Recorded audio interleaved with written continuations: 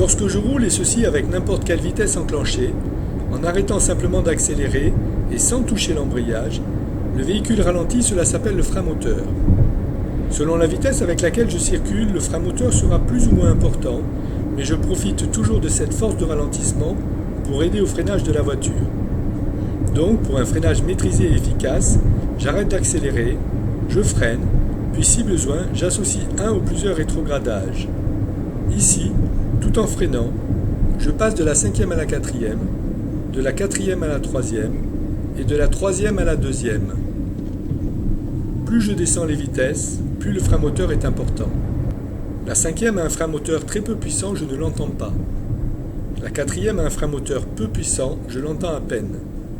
La 3e a un frein moteur moyennement puissant, je l'entends un peu. La 2e a un frein moteur assez puissant, je l'entends bien. Voici un exemple d'utilisation du frein moteur de la 2e. Je roule à une allure moyenne en 3e et je dois arriver doucement pour franchir un carrefour à sens giratoire. J'associe le frein à pied et le frein moteur de la 2e pour ralentir de la façon la plus efficace. J'entends et je ressens ce frein moteur.